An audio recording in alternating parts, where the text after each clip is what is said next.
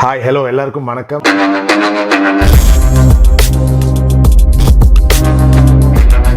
இன்றைக்கி நான் உங்கள் கூட சேர்ந்து நான் ஒரு டைம் ட்ராவல் பண்ண போகிறேங்க. என்ன டைம் ட்ராவல் அப்படி தானே யோசிக்கிறீங்க? இன்றைக்கி நமக்கு எல்லாருக்கும் இருக்கிற ஒரு பிஸியான லைஃப், ஒரு ஹெக்டிக்கான ஒரு லைஃப் ஸ்டைலில் டைம் ட்ராவல் பண்ணி ஒரு இடத்துக்கு போயிட்டு அப்படி வந்தோன்னா எப்படி இருக்கும் பார்க்கலாமா? ஆனந்தம் ஆனந்தம் பாடும் மனமாசையின் ஊஞ்சலிலாடும். எந்த காலத்திலையும் அழிக்க முடியாத ஒரு மியூசிக் டைரக்டர் இருக்காருன்னா அது நம்ம எஸ் ஏ ராஜ்குமார் சார் தான். நம்ம எஸ் ஏ ராஜ்குமார் சார் பிறந்தது 1964. அவங்க அப்பா வந்து இளையராஜா சார் கூடயும் கங்கை அமரன் சார் கூடயும் ஸ்டேஜில் வந்து மியூசிக் ஆர்கெஸ்ட்ராவில் இருந்தவர். எஸ் ஏ ராஜ்குமார் சாருக்கு ஆரம்ப காலத்தில் வந்து பெருசாக மியூசிக்கில் அவ்வளோவா இன்ட்ரெஸ்ட் இல்லை. அதுக்கப்புறம் போக போக மியூசிக் மேலே ரொம்ப ஆர்வம் வந்து கிளாஸஸ் போக ஆரம்பிச்சிருக்காரு. அப்படி கிளாஸஸ்லாம் போய் வந்து சொந்தமாக வந்து ஒரு ஆர்கெஸ்ட்ரா ரெடி பண்ணி அங்கங்கே ஊரில் போய் ஸ்டேஜஸில் வந்து அவர் மியூசிக் கம்போசிங்லாம் பண்ணிக்கிட்டு இருந்தார். அந்த டைமில் தான் ராபர்ட் ராஜசேகரன் டைரக்டர் கண்ணில் பட்டு அவருக்கு வாய்ப்பு சினிமாவில் வருது. சின்ன பூவே மெல்ல பேசு நம்ம எஸ் ஏ ராஜ்குமார் சாரோட ஃபஸ்ட்டு படம். ராபர்ட் ராஜசேகர் சார் தான் இதோட டைரக்டரு.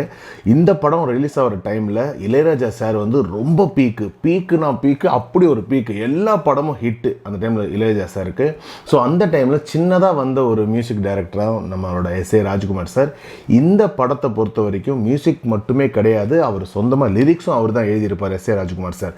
இந்த படத்தில் வந்த எல்லா பாட்டுமே செம ஹிட்டு அண்ட் பிஜிஎம் சொல்லவே வேணாம்.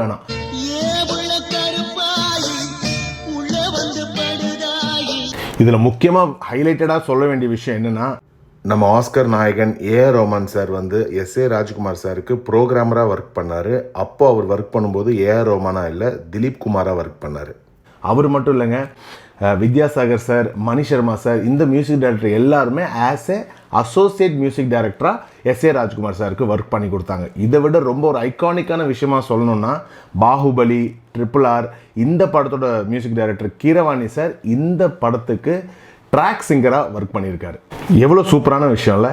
இப்படி தான் போய்கிட்டே இருக்கும்போது எஸ் ஏ ராஜ்குமார் சாருக்கு ஒரு பெரிய ஒரு ஆப்பர்ச்சுனிட்டி வருது. என்னன்னா, விக்ரமன் சாரோட ஃபஸ்ட்டு படம் புது வசந்தம்.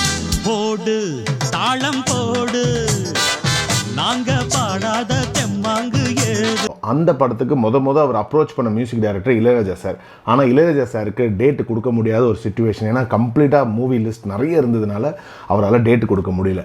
ஸோ ஃபைனலி விக்ரமன் சார் வந்து நம்ம எஸ் ஏ ராஜ்குமார் சார் தான் அப்ரோச் பண்ணி புது வசந்துக்கு மியூசிக் கம்போஸ் பண்ண சொல்லியிருக்காரு. அந்த படம் பொறுத்த வரைக்கும் நமக்கு எல்லாருக்குமே தெரியும், பாட்டு எல்லாமே அவ்வளோ லவ்லியாக இருக்கும். பாட்டு ஒண்ணு நான் பாடட்டுமா, பால்நிலவ கேட்டு வார்த்தையிலே வளைக்கட்டுமா, வானவில்லை சேர்த்து. இம்பார்ட்டன்ட் திங் என்னன்னா, அதில் வர சில பிஜிஎம் இருக்கும். அந்த ஹார்மோனியம் போட்டியெல்லாம் தூக்கிட்டு போயிடுவாங்க இல்லையா, முரளி சாரோட தான் அவங்க ஃப்ரெண்ட்ஸோட அந்த ஹார்மோனியம் போட்டி தூக்கிட்டு போகும்போது அதில் வர பிஜிஎம்மில் வந்து எஸ் ஏ ராஜ்குமார் சார் வந்து ஒரு வாய்ஸ் ஒன்று கொடுத்துருப்பாரு. அந்த வாய்ஸில் வந்து ரொம்ப ஒரு ஹார்ட் ஃபெல்ட்டிங் மூமெண்ட்டாக இருக்கும். தந்தானா தந்தானா தந்தானா. நமக்கு இருந்த ஒரே குழப்பம் போயிடுச்சு. இனிமே என்னடா பண்ண போறோம்?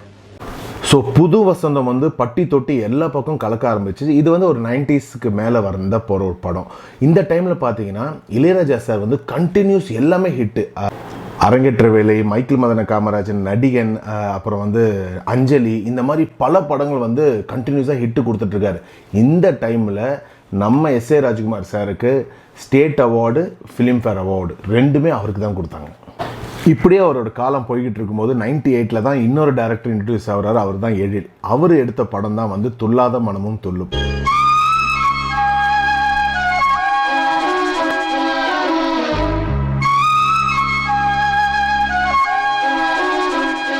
இந்த படத்தோட பாட்டு பற்றி நான் சொல்லணுன்ற அவசியமே கிடையாது. 80s 90s ஈவன் 2000s பசங்களுக்கு கூட வந்து அவ்வளோ பிடிச்ச பாட்டு அந்த படத்தில் இருக்கும்.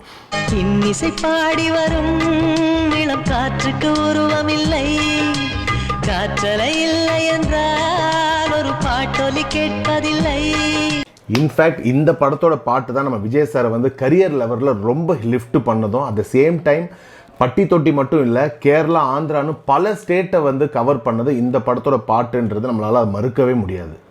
மேகமாய் வந்து போகிறேன், வெண்ணிலா உன்னை தேடினேன், யாரிடம் தூது சொல்வது என்று நான் உன்னை சேர்வது. நம்மளை வந்து பழைய மெமரிஸுக்கு கொண்டு போகிற சில மியூசிக் டைரக்டர்ஸ் இருப்பாங்களே, அதில் இளையராஜா சாருக்கு அப்புறம் இருக்கிறது எனக்கு தெரிஞ்ச வரைக்கும் எஸ் ஏ ராஜ்குமார் சார் தான். இது யாருமே மறுக்க மாட்டீங்கன்னு நான் நினைக்கிறேன். ஏன்னா அவரோட பழைய பாட்டு நிறைய நீங்கள் கேட்க ஆரம்பிக்கும் போது நம்ம அங்கே போயிட்டு தான் மறுபடியும் இங்கே வருவோம்.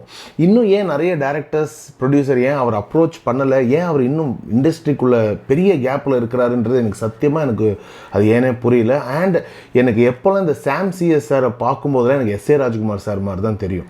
அது மட்டும் இல்லைங்க, இவங்க நம்மளை மாதிரி புதுசாக வாய்ப்பு தேடுறவங்களா இருந்தால் கூட பரவாயில்லைங்க. 2 பேருமே ப்ரூவ் பண்ண ஒரு மியூசிக் கம்போசர். ஸோ இவங்களுக்கு கண்டிப்பாக ஒரு இம்பார்ட்டன்ஸ் கொடுத்தே ஆகணும். எல்லாம் டேலண்ட்டும் எல்லாம் ஸ்கில்டு இருந்தோம், இன்னும் இவங்களை யாரும் லிஃப்ட் பண்ணலையோ அப்படின்ற மாதிரி எனக்குள்ளே அந்த ஒரு ஃபீல் இருக்கும். சப்போஸ் உங்களுக்கு அந்த மாதிரி ஃபீல் இருந்துச்சுன்னா மறக்காமல் என்னோட கமெண்ட் செக்ஷனில் வந்து அதை சொல்லுங்கள். எனிவே அடுத்த நல்ல வீடியோவில் உங்கள் எல்லோரும் நான் சந்திப்போம். தேங்க்யூ, பாய்.